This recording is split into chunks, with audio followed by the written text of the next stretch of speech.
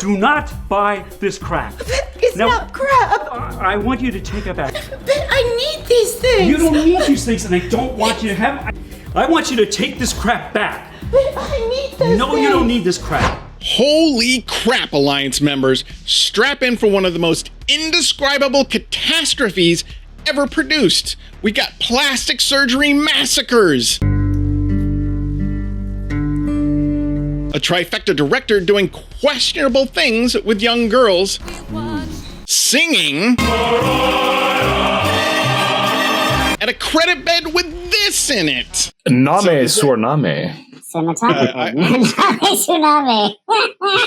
Will the High Council deem the cinematic crap fest called Paradise Motel a perfectly inept movie worthy of sharing with your deviant friends? Find out on the latest installment of the Cinematic Crap Alliance.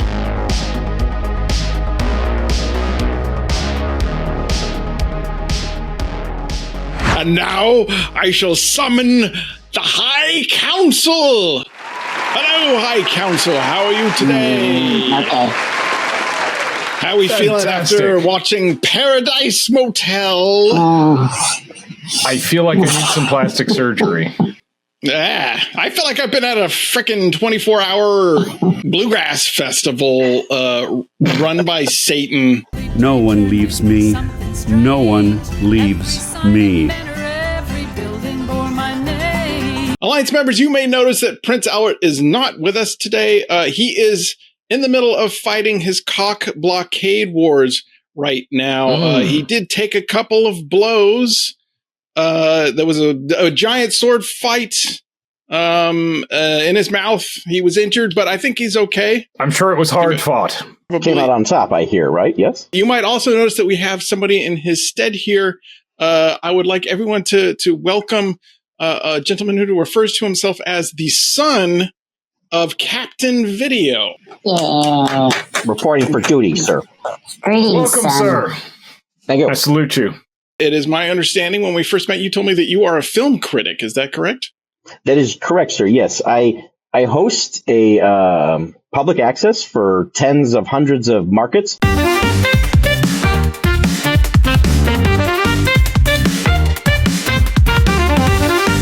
Every Sunday morning at 9:55 a.m. between the Mass for Shut-ins for Catholics and the Mass for Shut-ins for the Presbyterians. How very ecumenical of you. I think I was the one real movie critic who really championed the amazing film Road to Wellville, starring Sir Anthony Hopkins Esquire. Most Americans forgot about that film, but I would not stop talking about it, and it eventually came back.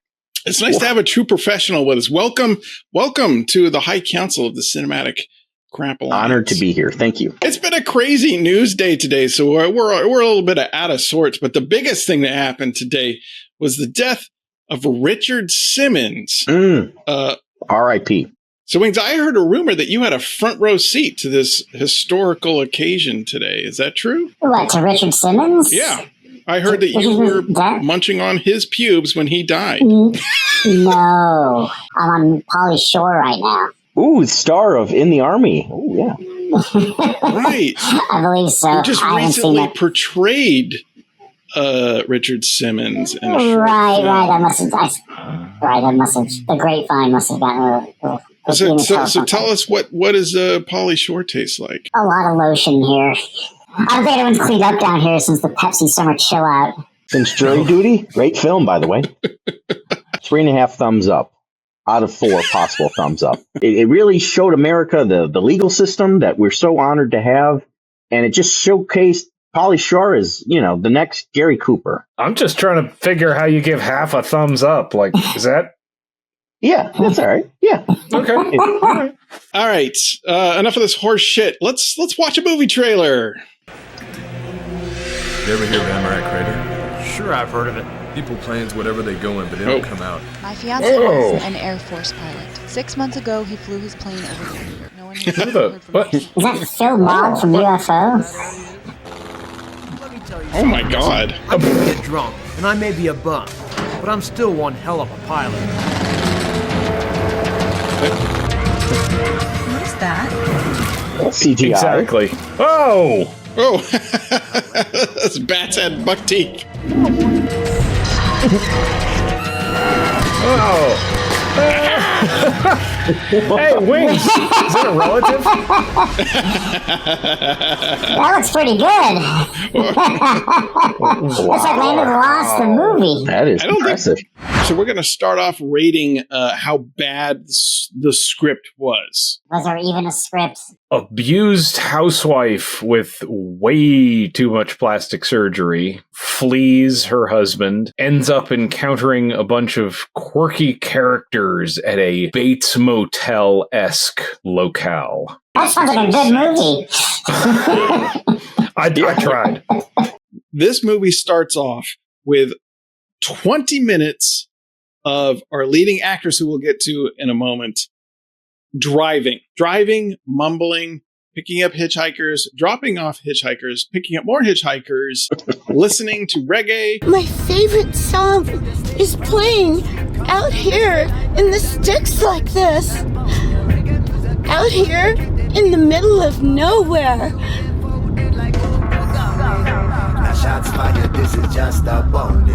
For the first 20 minutes of this film. It's only an hour and 20 minutes long, so hey. Well, really an hour and 11, since there's 9 minutes of credits.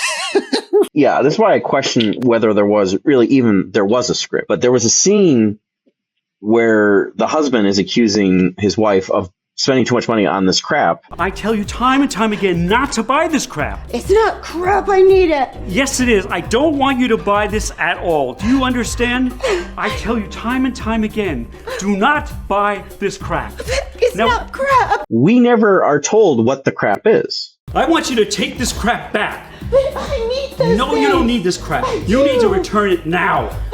No, I need them. No, I want you to take it back. No. Like if he was holding up, I don't know, a pair of shoes or like a wig or like, you know, a gift card to a plastic surgeon, we would understand what he's talking about. But we have no idea what is setting him off to be so mad at his wife for spending money on crap. Do you understand? Do you understand? Do you understand that? Do you understand? Do you understand? Do you understand? Do you understand?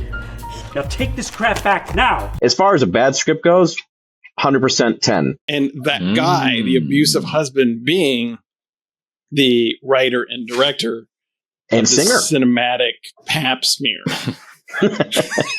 We eventually get to the titular Paradise Motel, yay! And she is greeted by Mel Novak, who we saw in the movie that shall remain nameless, so we don't get sued. The guy's still suing people for that movie. He's looking healthier than ever. You know, his skin and his hair, perfect in match. Perfect.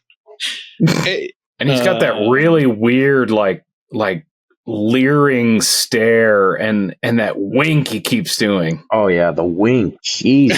For a beautiful woman like you. And he keeps yelling out, Coolio! Coolio. Coolio, Coolio. Coolio. It's like he just heard that for the first time right before they shot this movie. There's also a bar. All the people from the surrounding area seem to come here constantly. Breakfast, lunch, dinner, all time of day or night. They serve beer 24/7, but they close at 9. It's like Alaska. Like the sun never goes down in this town. It's always daylight. It's the middle of the night. Who wants to talk about a weird thing with the hitchhiker girls? They're at the restaurant, they're at the bar for some reason, and then they're like prostitutes, and I mean that's really all you have to say. And then she tries to stab her in the shower. Okay. Hold on, I got a little gas. Oh, excuse me. Bless you. Oh, maybe I should go take a walk. Come back. Do you want me to start, or are you going to tell me something and then I answer it? I just kind of did tell you something. No, but I mean... You want me to start you off? Lift me up. The hitchhiker is there, and the hitchhiker is like... Yeah, they just segue pretty abruptly to them both wearing the same outfit, dancing in this bar. Well, I thought their outfits were very professional and smart at first, and then they get a little trashier later, so I didn't know what they were. Well, anyways, so we cut to Donna's there taking a shower in the daytime. I feel like it took like 10 or 15 minutes for her to undress. Then I feel like she undressed 3 times. Maybe it was a continuity error. I can't quite remember. The second hitchhiker pops in, but this time she's wearing a little lingerie wedding, like bridal outfit with a veil and a butcher knife. She's about to stab Donna in the shower, but instead surprisingly stabs herself. And then hard cut back to the bar.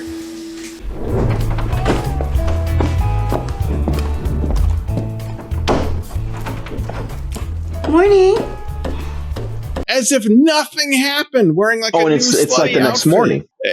It's never brought She's not up again. lying dead on my fucking bathroom floor, getting one cold. One of 4 females in this entire town. There's the outside chance it happens all the time to her.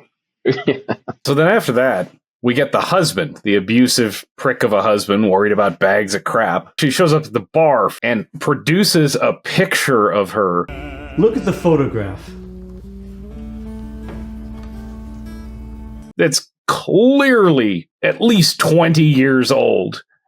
It's a much, much younger Donna Lee Heising with still quite a bit of plastic surgery, but considerably less. The husband somehow gets met up with one of the hitchhikers who is also a prostitute, the blonde one. They go to the hotel room. We get to see him almost naked, which was an absolute joy. Clearly just writing scenes so he could be in bed with young girls because it made no freaking sense.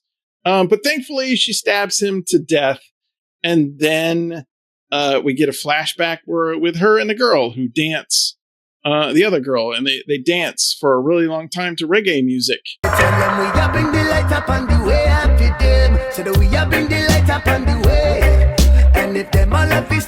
Then it just kind of ends with the blonde girl staring into a mirror talking about a death cult. You're next, Nikki. Or Joan, or whatever the fuck you call yourself.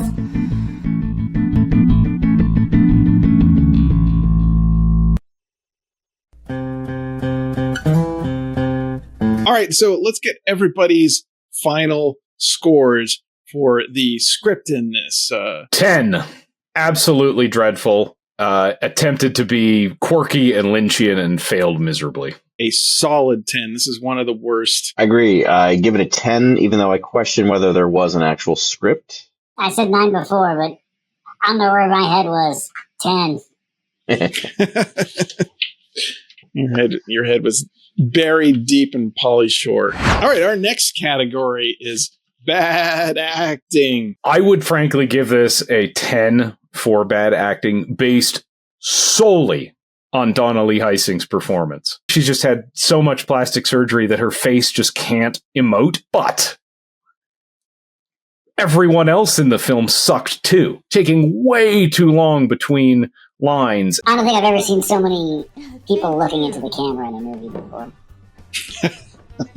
That's very true. The best acting of the film had to be the husband, director, writer playing dead. That was the best acting of the entire film. When he played dead. Absolutely. Mel Novak, I will add.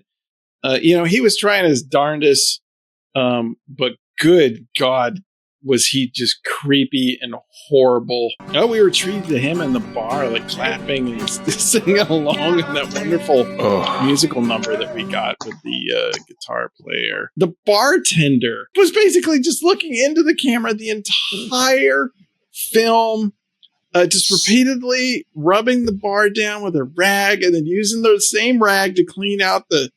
This was horrible.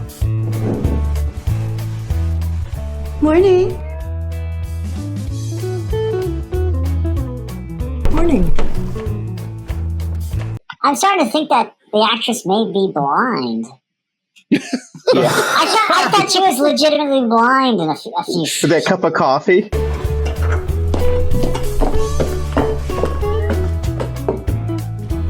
Where did you go? I don't know. And as a special retreat. Sorry. Did you want to finish your thought? I'm sorry I cut you off. No, it's probably better I don't, actually.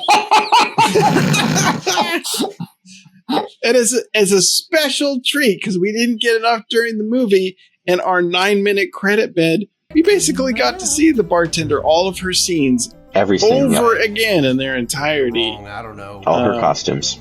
I'll never forget that. Never forget it. Our scores for bad acting. Hard 10. A solid 10. The young blonde actress, she played that role with pluck. So I give them a half point for that, but that just rounds them back up to 10. Having to stare at some of these horrifically unattractive people has just left me feeling empty inside. A solid 10. This is one of the worst. The ineptitude in this movie, I think, even it outweighs the bad acting. It is so horribly made. First of all, there's no continuity in this movie. Car windows are up, they're down a second later. Beers are half empty, they're full. I just want a beer and a burger. Medium with nothing but lettuce on it. Oh, okay, fine, I can do that. Beers turn into something else. Clothes change. So furniture shifts. They used like the studio for several locations, but kept the same props. We saw the same pillows and the same paintings over and over again in this like cold studio that somebody probably like kidnaps and rapes runaways in when it's not being used to film. The music in this was utterly baffling. The scene of spousal abuse with the bag of crap was set to this smooth jazz soundtrack. Yeah.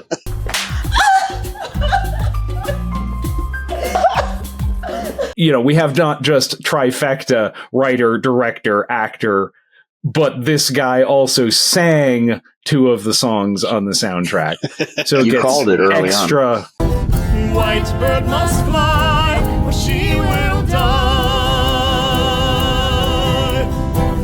White bird must fly, or she will die. Extra points for that. I have to give an extra nod on ineptitude to Donna Lee Helsing's plastic surgeons. Maybe she's actually 102 years old and she looks amazing. Good point. If she's 102, she does look amazing. Yeah, if she's 102, I'd hit it. Anybody else want to say anything about it? Feel free to edit that out. No editing. Just you could drive truck convoys in between some of the lines. Well, make it snappy. I haven't got all day. What do you want?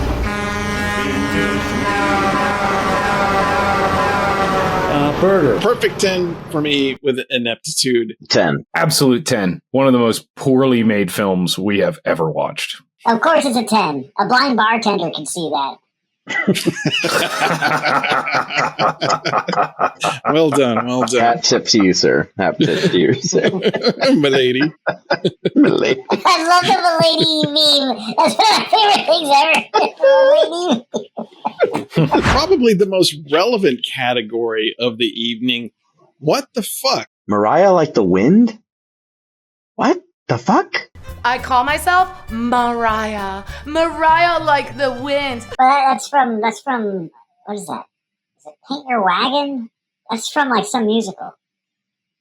From the 1800s? Like, I can sing it if you want. It's a nice song. Yes, please do. Way out west they have a name for rain and wind and fire. The rain is Tess, the fire's Joe, and they call the wind Mariah.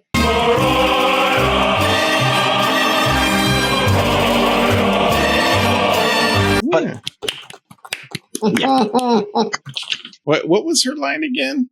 Us beautiful people have to stick together. I think we need that bouncing ball. And what was up with that weird kiss she gave her in the car? What the hell was that?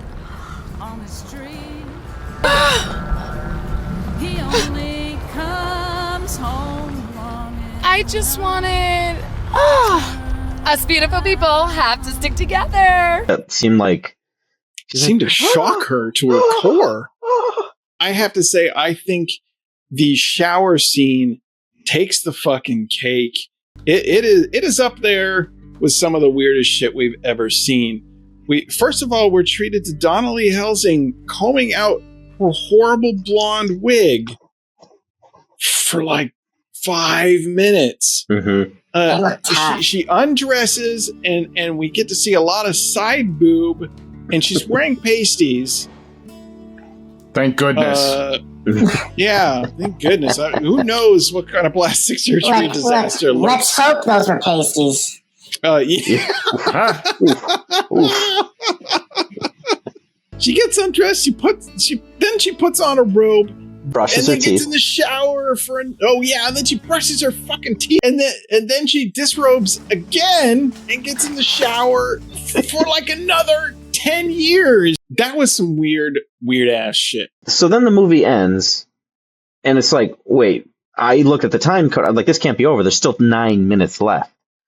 Well, we were treated to 6 minutes, which is like a good percentage of the total runtime of the like time on screen of just, actor name. Remember this scene? It's like, yeah, I remember that scene. It was 5 minutes ago. And the bartender, we get to see every single one of her scenes in her credit sequence. And then that was 6 minutes. And then there were 3 minutes of actual just graphics on screen of like titles, which had the most amazing one I've never seen before. Software got a shout out in the credits.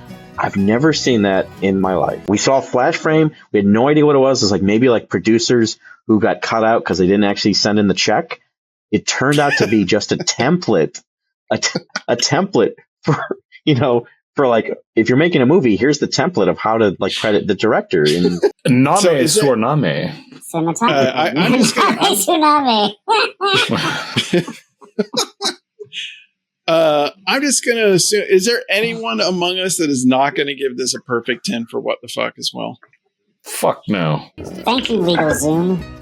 Yeah, Legal fucking Zoom. Legal Zoom. That was nuts. Oh, Jesus. Who does that? Okay, and then it ends with, if you need help, please call an 800 number. But it starts off with domestic violence is no joke. So it's almost as if they're saying that, yes, everything you've just seen has been a gigantic joke, except for domestic violence. Okay, well, so far we have perfect 10s in all of our categories. I think that is going to come to a violent end with our next category, charm. There's a funk on this movie that's just kind of gross. And I can't quite put my finger on it, and I don't want to. I'm afraid of what I'll find. I wouldn't be surprised if this making of this film led to someone having an abortion or seeing a psychologist. Yeah, no charm other than senior citizens being allowed to work past their prime, which I guess is kind of topical. A generous 5. A 3 for charm. I'll give it an 8 for the delight of delusional vanity. I give it a 6, delusional vanity, but also just kind of gross. Okay, and then our final category, overall fun. This is definitely a what the fuck roller coaster nonstop from the very beginning to the very end of the credits. It never felt predictable, which is kind of amazing for a film like this, you know? Mm-hmm. It was kind of predictable. You knew there was going to be driving. Fair enough. There's a lot to point and laugh at in this movie. Even 20 minutes of driving the same road back and forth. True. Was fascinating. It was hilarious. Everything was fun about this movie. I would watch this again. I would show it to people. I'm going to give this a perfect 10. I'll give it a solid 10 on fun. Yeah, I'll go 9. I will give it a 10. All right, just to recap quickly, script got a perfect 10, acting got a perfect 10, INEPTITUDE got a perfect 10, what the fuck got a perfect 10, charm got an abysmal 5.5, and fun almost got a perfect 10, 9.75 for a final extremely high score of 9.21 for the What the Fuck Fest called Paradise Motel. Son of Captain Video, thank you for joining us tonight. Honored to be here. Thank you. Any final words or critiques for this film? This is bad at its best. Again, we send our well wishes and fast recovery to Prince Albert and his ongoing cock blockades. We'll all be pulling for him. Yeah, well, indeed we will. And as for all of you, we will see you next time. Bye.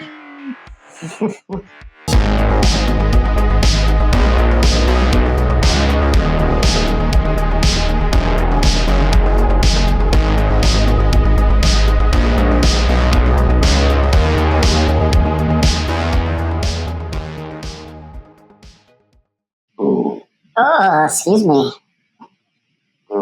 Oh.